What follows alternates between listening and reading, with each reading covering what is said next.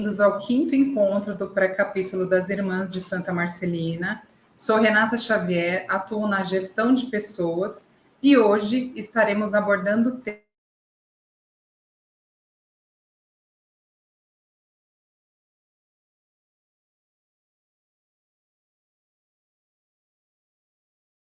queridas irmãs e colaboradores da área de saúde Santa Marcelina.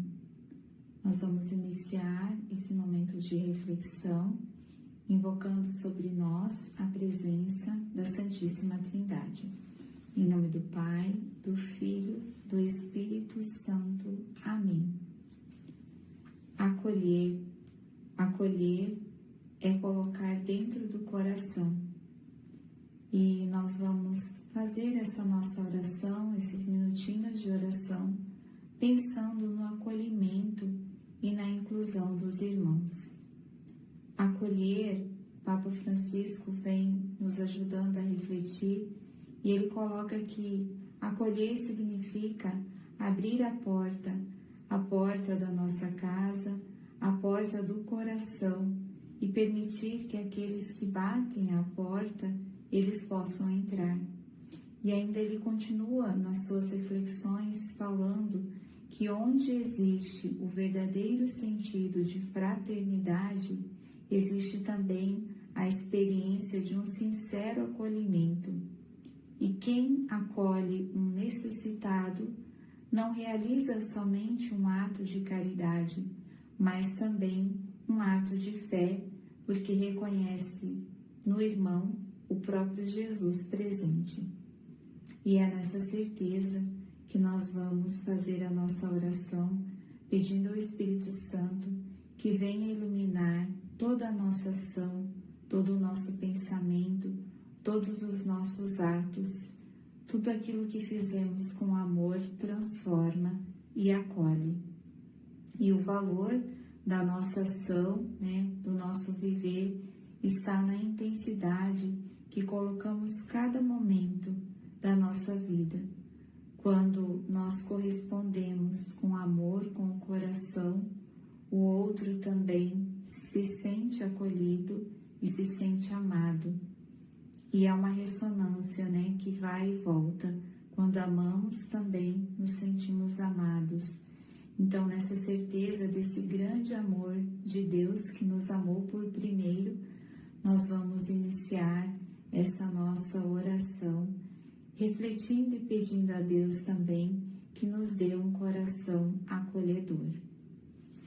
E agora eu convido a todos a rezarmos juntos a oração do acolhimento. Ajudai-me, Senhor, para que meus olhos sejam misericordiosos, para que eu jamais suspeite nem julgue as pessoas pela aparência externa, mas perceba a beleza interior dos outros e possa ajudá-los. Ajudai-me para que o meu ouvido seja misericordioso, de modo que eu esteja atenta às necessidades do próximo e não me permitais permanecer indiferente diante de suas dores e lágrimas. Ajudai-me, Senhor, para que a minha língua seja misericordiosa, de modo que eu nunca fale mal do outro, que eu tenha para cada um deles uma palavra de conforto e de perdão. Ajudai-me, Senhor, para que as minhas mãos sejam misericordiosas e transbordantes de boas obras, nem se cansem de jamais fazer o bem aos outros, enquanto de minha parte aceitarei as tarefas mais difíceis e penosas. Santa Faustina. O Senhor te abençoe e te guarde. O Senhor faça resplandecer o seu rosto sobre ti e te conceda graça. O Senhor volte para ti o seu rosto e te dê a paz. Amém. Eu gostaria de agradecer à irmã Annelise pela oração e por tornar o nosso momento abençoado. E resgatando já o nosso último encontro, onde tivemos como convidadas Adriana Marega e Renata dos Humildes, que exploraram o tema participação e responsabilidade, a missão do cuidar, onde trouxeram como inspiração Maria, Maria que foi modelo do chamado. Foi Maria em que primeiro cuidou de Isabel e após ela cuidou do Cristo, o Salvador. Então, que a tenhamos como modelo para as nossas vidas, para o nosso dia a dia. E falando um pouquinho sobre a missão do cuidar, o que é o cuidar? O cuidar é promover a vida. É algo extremamente importante. Quando nós cuidamos? Nós cuidamos através da nossa comunicação, do nosso agir, do nosso falar. Então, nós cuidamos a todo o momento, né? E trazendo um pouquinho o cuidar, direcionando ele para a área da saúde, né? Quando nós cuidamos do outro, nós cuidamos sempre considerando a individualidade de cada um, tendo responsabilidade nas nossas ações, tá? Então é importante que, para que eu cuide do outro, primeiro eu preciso estar bem comigo mesmo, né? Então eu preciso ter essa autorreflexão de estar bem, como consequência, estando bem, eu consigo dar continuidade ao cuidado, né? Então que tenhamos isso para as nossas vidas e que a gente possa considerar sempre que o outro que eu cuido, né, na área da saúde, só retomando com vocês, é alguém que tem uma história, que tem uma identidade e que é o amor de alguém. Então, que a gente cuide sempre com carinho, com respeito e, acima de tudo, com amor, tá? Então, cuidar nos remete sempre, cuidar do outro, né? Como que eu cuido do outro se eu não estou bem comigo mesmo? Então, é importante que a gente considere essa questão. E até agora, nós treinamos um caminho onde percebemos que a nossa missão, ela pode ser facilmente inserida, né? Essa nossa missão, ela pode ser facilmente inserida no dia a dia, na qual nós nos relacionamos com um colega de trabalho, eu me relaciono com a minha equipe, me relaciono com os líderes, né? Então, eu me relaciono com áreas, né? Então, Santa Marcelina, de maneira geral, a gente está sempre se relacionando. Então, o que eu gostaria que fosse considerado?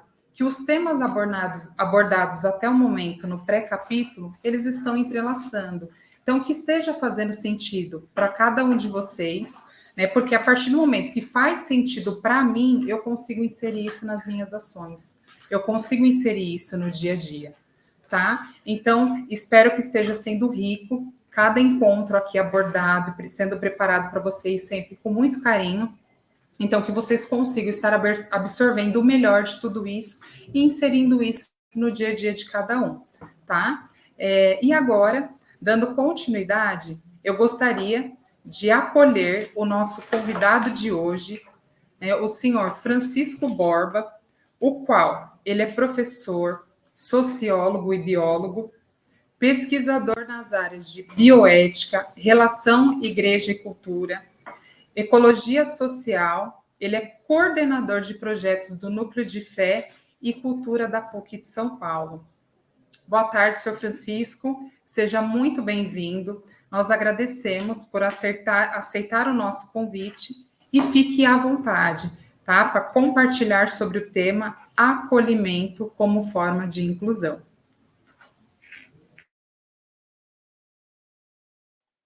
Obrigado a todos vocês, obrigado aos que me convidaram, obrigado a todos aí que estão nos escutando. Vamos ver se eu consigo ajudar a gente, me ajudar a ajudar vocês a fazer uma reflexão sobre esse tema do acolhimento. Me foi pedido para falar sobre a questão da acolhida como forma de inclusão e remetendo isso ao Pacto Educativo Global proposto pelo Papa Francisco, e que me parece que vocês já estudaram, já discutiram outros tópicos, outros compromissos que esse pacto propõe em outros encontros. Primeira coisa que eu queria falar para vocês é que a gente percebesse que quando falamos de compromissos como do acolhida, da responsabilidade, nós não estamos falando de compromissos que são especificamente cristãos, que são confessionais, digamos assim. Nós estamos falando de coisas que são inerentes ao ser humano. Todo ser humano tem uma tendência natural para acolher o outro. Não quer dizer que nós sempre acolhemos como deveríamos, que sempre sabemos acolher.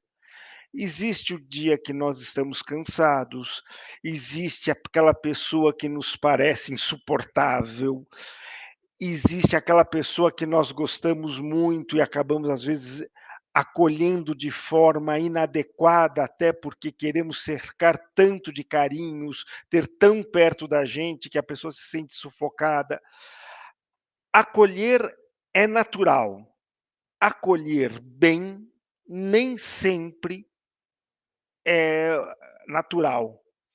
Então, um pouco a nossa reflexão aqui é justamente porque nós percebemos a necessidade de nos ajudarmos a acolher bem.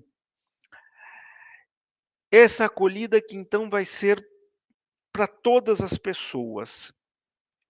Então, voltando aqui um pouco àquela questão dos compromissos, eu queria chamar a atenção de vocês que todo compromisso de construção do bem comum é um compromisso universal.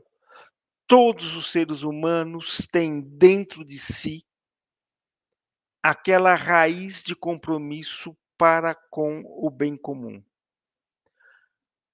E nós cristãos? Nós cristãos temos esse compromisso também, porque o cristianismo é, antes de mais nada, uma paixão pelo ser humano. E nos leva a viver com mais intensidade, talvez, às vezes nem sempre, encontramos testemunhos belíssimos de compromisso, de paixão pelo ser humano também entre os não cristãos, mas o cristianismo, sem dúvida, é um convite sempre presente para que nós sejamos mais comprometidos com o ser humano. E esse compromisso da acolhida não é um compromisso para nós vivermos entre nós ou um compromisso que nós só realizamos de nós para os outros. É um compromisso que sempre é uma proposta de partilha. Nós estamos sempre abertos, ou deveríamos estar sempre abertos, a nos comprometermos com todos para acolher a quem precisa ser acolhido. Ou até para acolher quem aparentemente não precisa ser acolhido, porque é uma coisa interessante. Às vezes a gente pensa, o acolhimento é só para quem está numa situação de dificuldade, mas na verdade a acolhida é para todos. O presidente da República, os candidatos a presidente da República, com todo o poder que eles têm, eles também necessitam estar sendo acolhidos por nós. Pois bem, gente, continuando aqui. Então, essa condição da acolhida é já uma forma de inclusão. Acolher é incluir. Não, quando eu estou falando todas essas coisas para vocês, eu já comecei a falar sobre uma parte do nosso tema, que é justamente esse tema da inclusão. Agora, vejam que essa questão da acolhida, agora estamos falando nós enquanto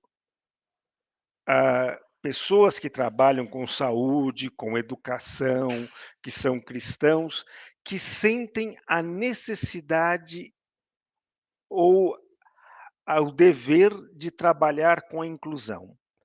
A gente tem que perceber uma coisa: nós não somos chamados apenas a acolher como uma tarefa, como uma função.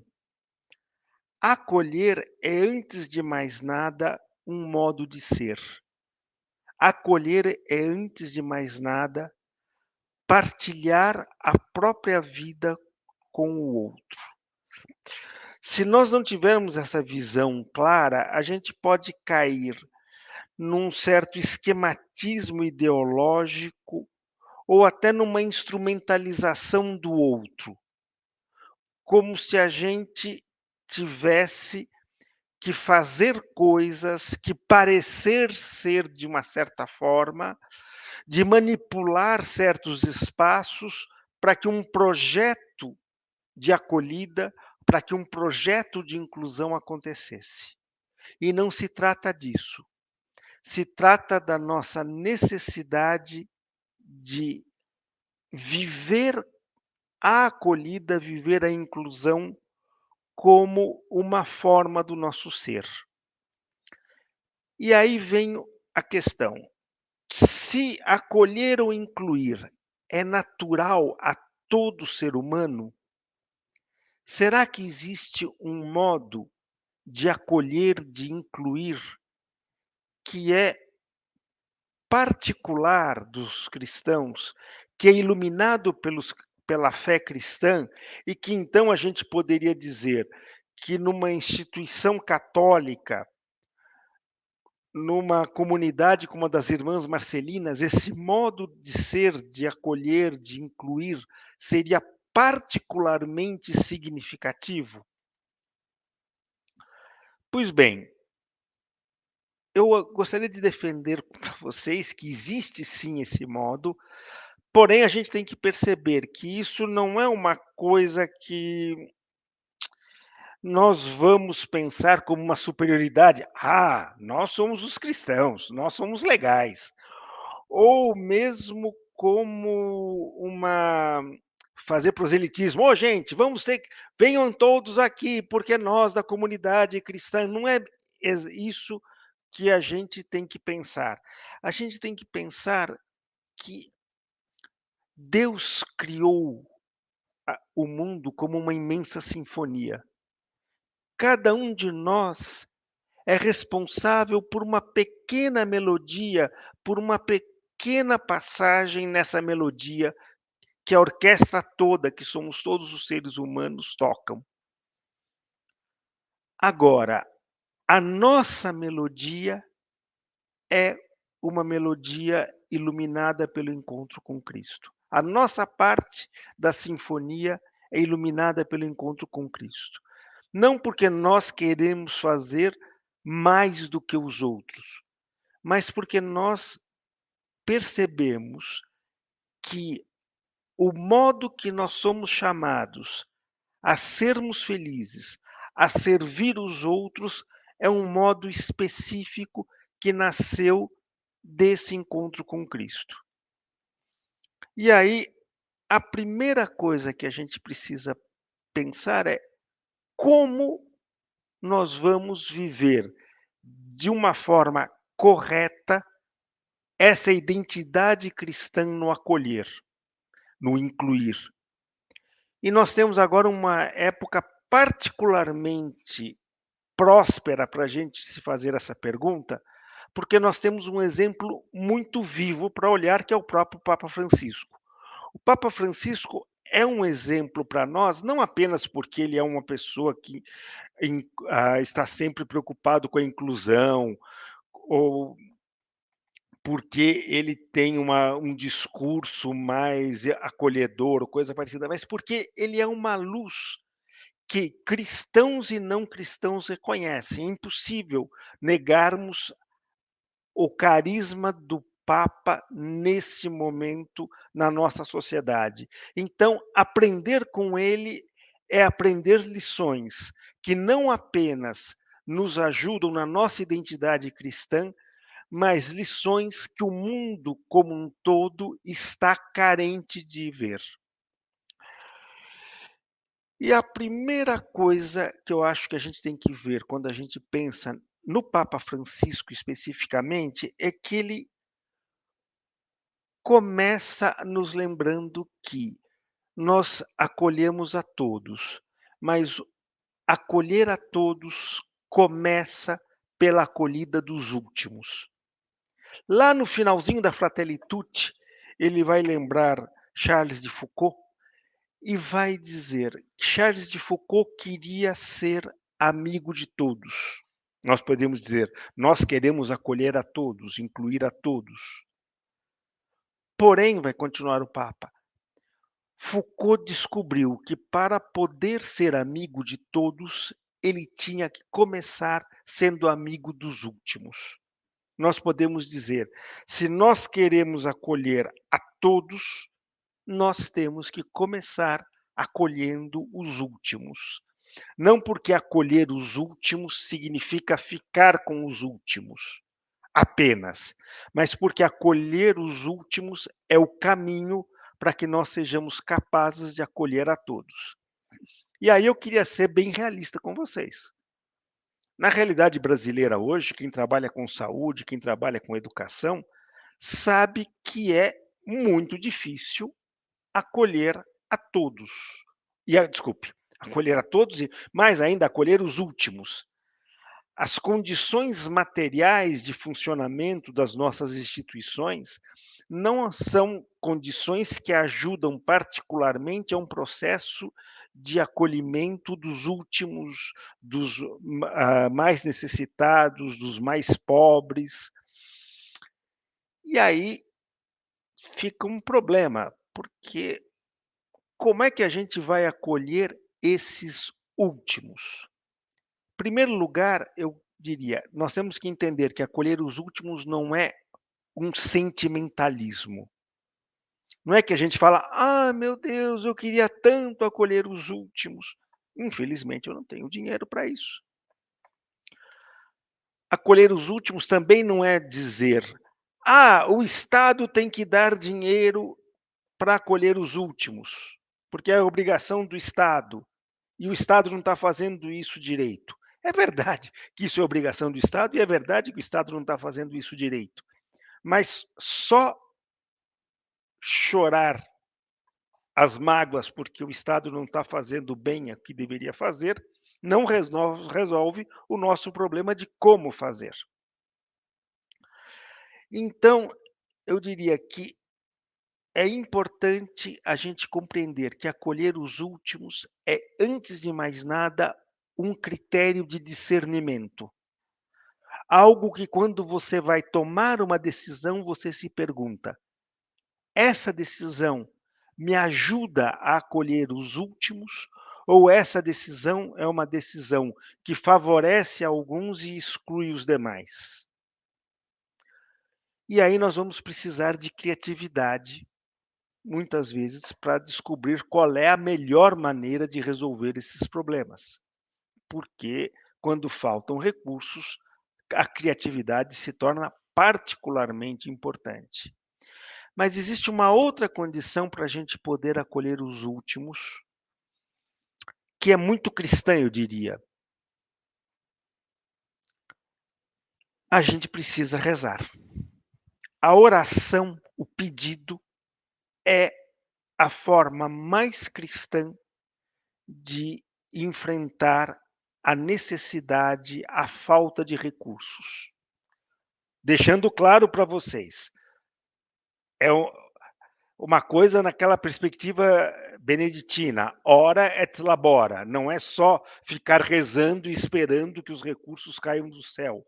É um pouco como aquela piadinha, aquela historinha em quadrinho, que o menininho está rezando para Deus, por favor, meu Deus, me ajuda na prova de amanhã. E aí aparece o anjo e diz para ele, tá bom, Deus vai ajudar, mas agora você vai lá estudar, porque senão não vai ter jeito de Deus te ajudar. Então, é um pouco nesse sentido que a oração funciona. Agora, a gente pode se perguntar, mas será que a nossa oração vai resolver todas essas coisas? A gente, às vezes, parece que reza tanto e acontece tão pouco daquilo que a gente quer. Eu diria, disse na Bíblia que nós somos chamados a. Nós somos provados por Deus como o ouro e a prata são provados no fogo. Mas para mim o que mais me impressiona é que existe uma um outro lado dessa questão, que a gente pouco lembra. Deus permite que nós o ponhamos à prova. Quando você reza com fé, da postura certa, você está colocando Deus à prova. Deus, você pode resolver os meus problemas? Você de fato vai resolver os meus problemas? Eu diria para vocês que eu já sou um cara razoavelmente velho, eu já vi muita gente fazendo coisas maravilhosas, apenas aparentemente com a força da oração, com os dons que Deus lhe deu. Já vi pessoas muito santas que aparentemente não tinham essa mesma facilidade.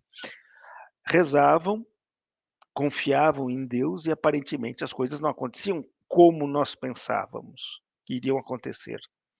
Porém, o que eu posso dizer para vocês é que toda vez que eu vi alguém pedir a Deus com fé, pode não ter acontecido aquilo que ele imaginava que iria acontecer, mas sempre alguma coisa boa nasceu daquela oração, daquele pedido.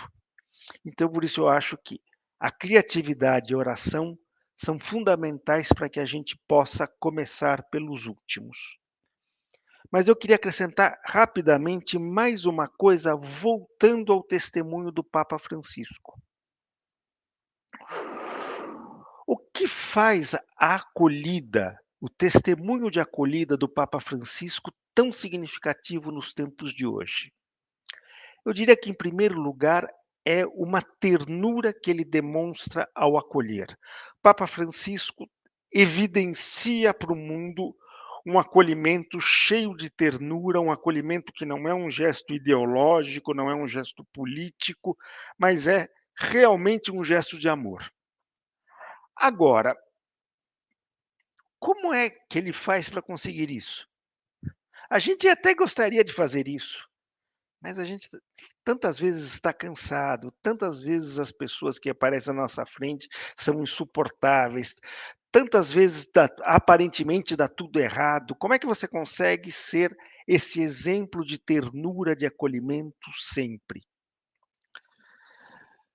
Eu queria refletir com vocês sobre uma pequena resposta que o Papa Francisco dá. No voo de volta para a Itália, quando ele saiu aqui do Brasil, da Jornada Mundial da Juventude, fazem aquela famosa pergunta para ele sobre os homossexuais. E ele dá a resposta que ficou conhecida no mundo inteiro.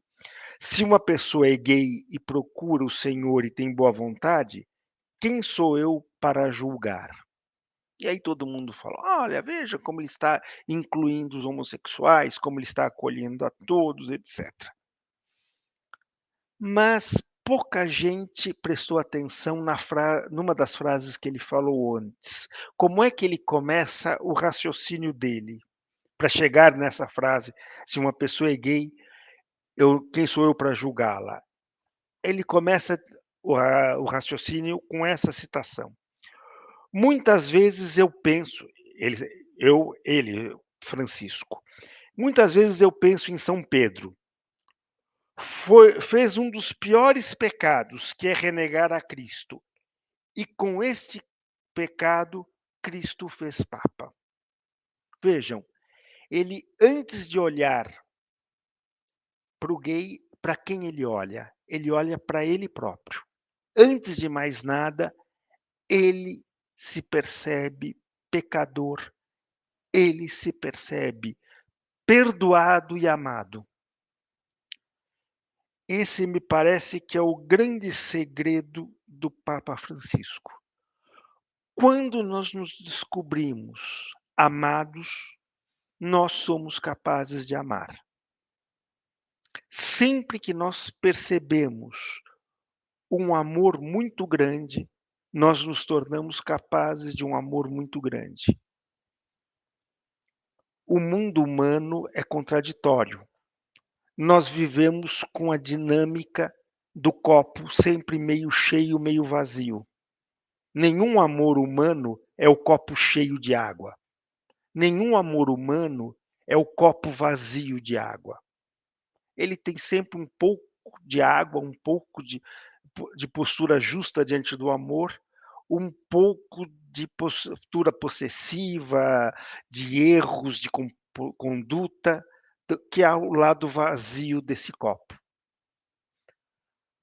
O nosso problema é descobrir sempre mais a água que existe no copo, o amor que nós recebemos. Porque quando nós percebemos o amor que nós recebemos, nós nos tornamos capazes de amar o outro e de fazer ainda mais como gesto de amor pelo outro. E aí existe uma grande dinâmica institucional. Quando as pessoas que coordenam um trabalho conseguem mostrar o seu amor por aqueles que são seus coordenados, esses coordenados se sentem mais estimulados para eles também demonstrarem amor aos demais, aos aos que estão ainda abaixo deles na estrutura hierárquica da instituição, aqueles que chegam na instituição procurando serviços, etc.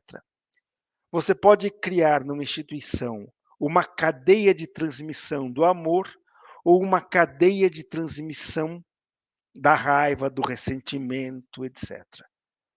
Uma instituição cristã é uma instituição onde a gente é convidado a viver uma cadeia de transmissão do amor.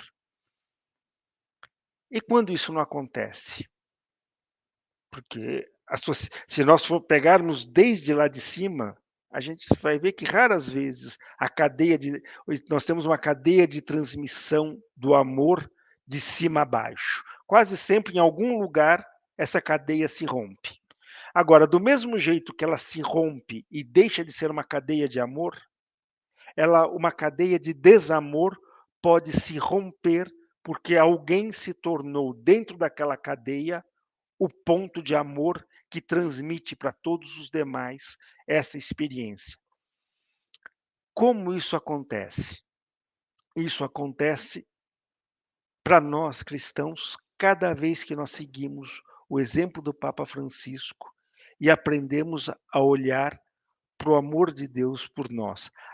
Aprendemos a verificar, a pôr à prova e constatar que Deus nos ama.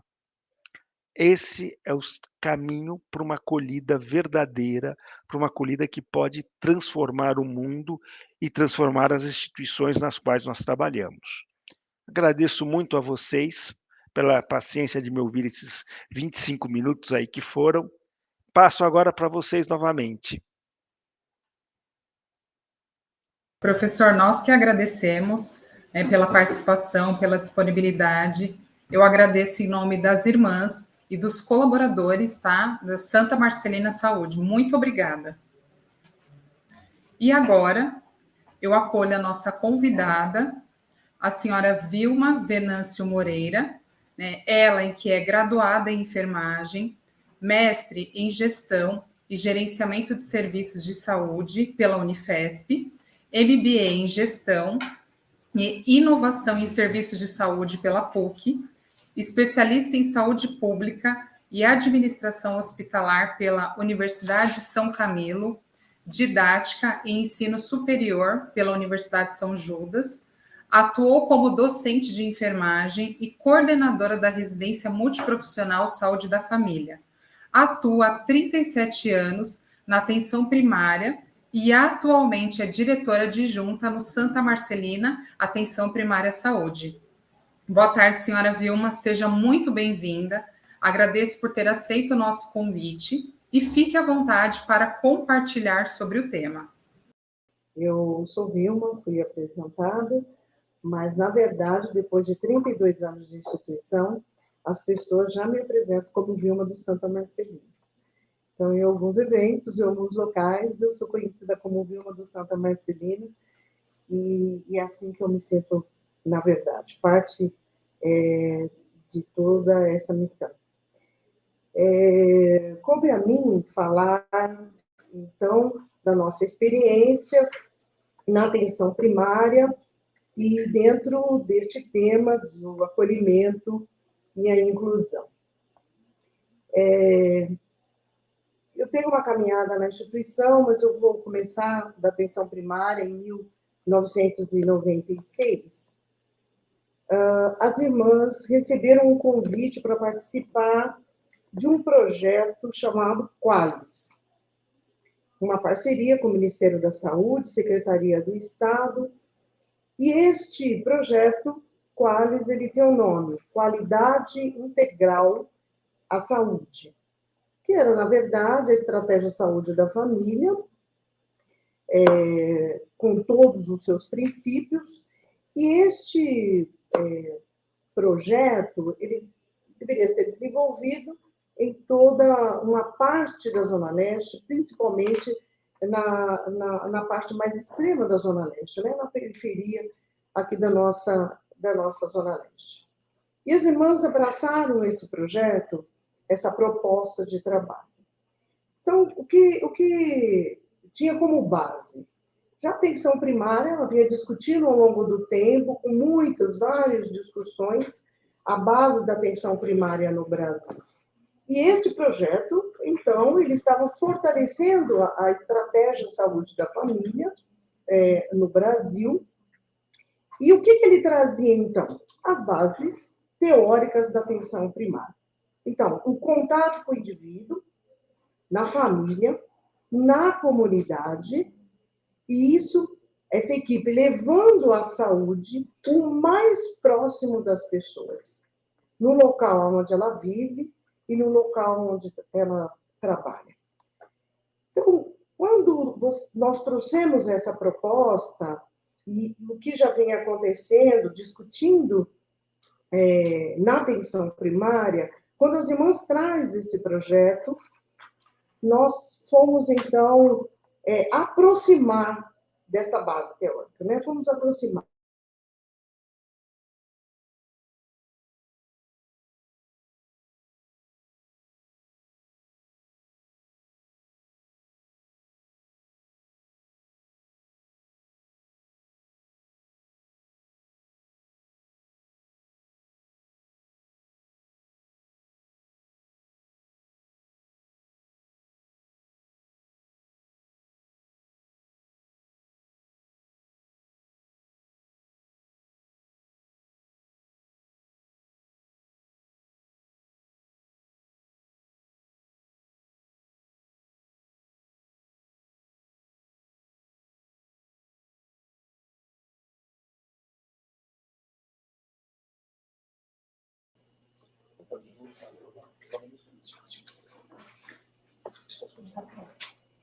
Então, esta proposta, esse projeto, ele trouxe, no seu contexto, toda essa base da atenção primária que já havia sido discutido no mundo e no Brasil.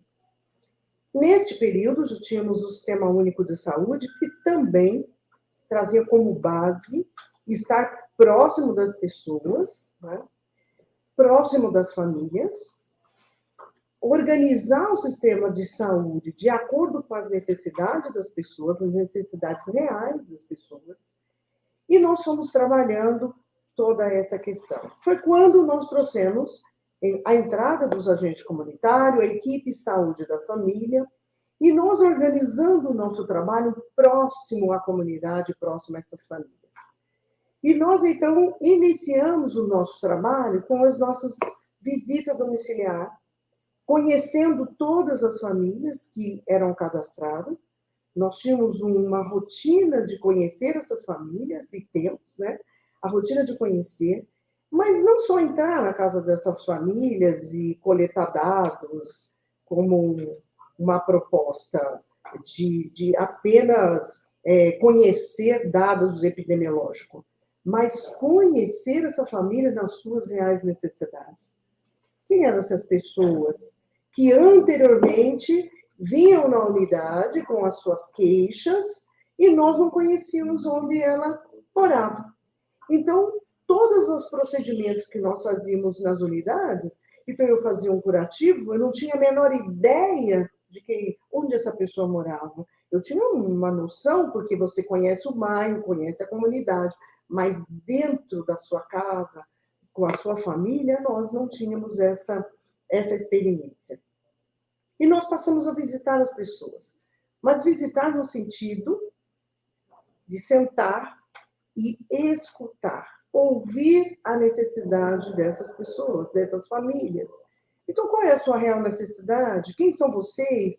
Quem são os seus filhos? Quantos filhos você tem? Onde você trabalha? Quem trabalha? Trabalha em como? Do que vocês vivem? O que vocês fazem de lazer? Como que vocês conhecem? Como vocês utilizam nossos serviços de saúde? Então, foi a nossa primeira experiência de escuta. Uma escuta diferenciada que anteriormente nós não tínhamos na atenção primária. E essa escuta na casa das pessoas, onde elas vivem, trouxe para nós uma experiência diferente para toda a equipe. Ela trouxe um momento de formação, porque, embora muitos de nós já tínhamos experiência na atenção primária, quem já trabalhou na atenção primária antes sabe dizer isso com muita propriedade, que tem um olhar muito diferenciado, uma escuta diferenciada depois da proposta. E nós fomos, ao longo do tempo, junto com toda a instituição, trabalhando com essas famílias. E nós temos experiências que marcaram a nossa vida, né? Encontro com as pessoas que nos marcaram profissionalmente e pessoalmente. Então, muitas famílias estavam há muito tempo sem ser vistas por ninguém. As suas necessidades eram colocadas num papel, dentro de um diagnóstico, num prontuário, um prontuário arquivado, e quando ela entrava nesse serviço, ela era escutada, ela tinha uma escuta, ela era ouvida, mas ela era ouvida dentro daquela necessidade única, naquele momento, dentro de um período, de um tempo, e ela prestava aquele cuidado para aquela queixa, para aquilo que ela foi procurar naquele momento. E quando nós passamos a ouvir as pessoas onde elas realmente vivem, nós começamos a incluir essas pessoas dentro dos serviços, de acordo com as suas necessidades. Então, foi a primeira experiência que nós tivemos de um acolhimento, de uma escuta, de um acolhimento, e, a partir daí, passamos a incluir pessoas que estavam, por muito tempo, dentro de um prontuário arquivado. Tinha pessoas que passavam quando tinham um problema, e problema de saúde, mas uma queixa de saúde. Nós encontramos famílias e passamos a ouvir a dor, mas não a dor apenas física, a dor da alma. Porque muitas queixas nós ouvimos e acolhemos, nós entendemos que aquela dor, aquela queixa era muito mais do que apenas uma dor física. E este foi uma experiência, e tem sido uma experiência para nós, que diferencia o nosso processo de trabalho, que traz um olhar ampliado para que nós possamos incluir as pessoas. E esta foi a base, e tem sido a base do nosso trabalho ao longo destes anos. A escuta ela tem sido, para as nossas equipes, extremamente importante para trazer as pessoas para suas reais necessidades. E, a partir daí, nós ampliamos para muitos outros serviços, da saúde da família, às unidades básicas, aos CAPs, aos nossos serviços de especialidades, de atenção à pessoa deficiente, aos idosos. Muitos outros serviços foram entrando nessa nova proposta, mas todos eles com a mesma base de discussão com as equipes de acolhimento. Então, acolher para nós é a base do nosso trabalho. Escutar, ele necessariamente tem que ser a base do nosso trabalho. Agora eu quero, talvez, encerrar com colocar para vocês os nossos desafios, porque nem tudo é perfeito, nem tudo é simples. O professor Francisco, ele acabou de nos colocar e nos remeteu a uma reflexão da nossa postura, do nosso entendimento como cristão, como profissionais e pessoas que optaram por trabalhar no SUS, que traz consigo, dentro da sua proposta, o acolher as pessoas, mas hoje nós temos desafios a ser superados. Um dos primeiros desafios é a nossa formação profissional tecnicista. Nós somos ainda formados, embora com um discurso e uma teoria muito maior, mas ainda nós temos um desafio de superar a nossa formação. Uma formação que antes via o indivíduo na sua queixa, ele entra num consultório, na unidade, e a gente pergunta, onde dói? Ou dói a perna, ou dói algum lugar. Porque se não tiver dor, você está fazendo o quê neste serviço? Porque você não tem nenhuma queixa de dor. Este serviço ele não cabe mais nessas discussões, né? Quando eu faço uma opção para a escuta, eu preciso formar profissionais que entendam que não existe cuidado sem escuta. E a escuta não é a escuta única daquela dor, mas eu só acolho e incluo esta pessoa a partir do momento que eu realmente faço uma escuta, mas uma escuta aprofundada, né? Eu não é ouvir, é realmente fazer uma escuta da sua queixa e da sua dor. Ainda temos formações, a nossa formação de muitos profissionais, algumas avançaram, outras mais, outras menos, nós estamos em discussão, mas o cuidado isolado, nós precisamos rediscutir. Quando ele chega para fazer um procedimento, esse procedimento ele precisa transformar num cuidado e não num procedimento. Autoritarismo, porque nós ditamos para as pessoas o que ela tem que ser. O senhor vai fazer isso, você vai fazer aquilo, ela não participa. A gente não acolhe as pessoas, ela não faz parte, eu não incluo no tratamento. Eu digo para ela o que ela tem que fazer. Isso ainda é um desafio a ser superado por nós, profissionais da saúde. Ou ora nós caminhamos para um lado paternalista, sentimentalista, muito bem colocado pelo professor, a gente então quer, coitadinho, eu vou, coitado. Então, ou a gente vai para um extremo, mas este equilíbrio, essa balança do acolher e cuidar, ainda é um desafio para nós, profissionais da saúde. Então, acho que entender que cuidado, não existe cuidado sem escuta. Durante algum tempo, nós, da atenção primária, fizemos um setor de acolhimento. É uma coisa mais, assim, fora de... Era uma sala onde eu chamo de acolhimento. E depois, nós mesmos vamos discutindo. Gente, acolhimento não é procedimento.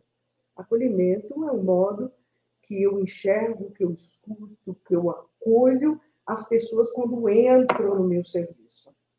Em qualquer unidade, quer seja de atenção primária, unidade hospitalar, quer ser interna, no processo de internação, quer ser quando ela entra numa unidade básica, com todos os seus filhos, com o cachorro, quando ela entra. Ou quando ela está na unidade hospitalar internada sozinha. Mas eu preciso ter um contexto dessa pessoa. Essa pessoa que eu cuido, ela tem um particular. E eu só humanizo quando eu entendo o particular dessa pessoa, quando eu escuto a necessidade dessa pessoa. Por muitas vezes nós também fizemos humanização, dando chazinho, dando bolachinha, falando boa tarde, bom dia, sorridente. Humanizar é muito mais que isso. Humanizar não é sala, não é procedimento, é a forma com que eu atendo as pessoas que nos procuram nos nossos serviços. E os nossos serviços, por muitas vezes, foram organizados para nós mesmos. Nós damos hora para o nosso paciente. Então, ele vai a hora que eu organizo o serviço, não é a hora da necessidade dele. Ainda é um desafio para nós. Mas eu vou desestruturar todo o serviço. É como se o serviço não fosse para ele, para a pessoa que nos procura. A gente organiza o serviço para nós. Então, é o meu horário, é o nosso horário, é o horário que eu preciso organizar, porque senão a limpeza não dá conta, porque eu tenho problemas com a roupa, porque eu tenho problema com a limpeza, eu tenho problema com a estrutura, e a minha escuta da necessidade das pessoas, elas vão ficando aquém de uma estrutura antiga, formada, autoritária, com cuidado autoritário. Então, esse é o nosso desafio. Né? Em qualquer lugar da saúde, ainda nós estamos superando esse desafio. Então, sair do discurso da defesa, quer seja do SUS, da bandeira que levantamos, ou quer seja do cristianismo, da bandeira que levantamos, é um desafio para nós, que foi colocado hoje o nosso professor, que falou aqui, que é um desafio que nem sempre somos tão bonzinhos assim, nem sempre tudo é tão perfeito assim, mas este momento de reflexão é muito importante e remete a nós, então, voltarmos para o nosso trabalho e pensarmos um pouco em cada procedimento que eu faço, em cada trabalho que eu realizo, em cada atividade que eu desenvolvo. Eu estou acolhendo? Eu estou incluindo essa pessoa? Ou eu estou apenas ouvindo? Ou estou desenvolvendo apenas um cuidado isolado? Ou é realmente disso que ela precisa? Eu quero primeiro agradecer a Deus, agradecer às irmãs por me dar a oportunidade de participar desse momento tão importante para a instituição. Pela sua contribuição, né, em nome do Santa Marcelina Saúde, né, agradeço imensamente.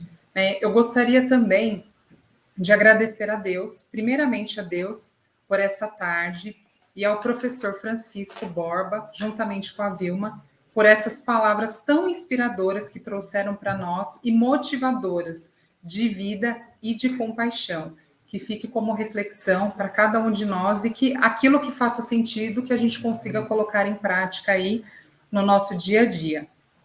E agora, eu gostaria de agradecer por todos os serviços que estão conosco nesse momento, que estão partilhando dessa tarde tão importante e com tantas contribuições sábias para a nossa vida.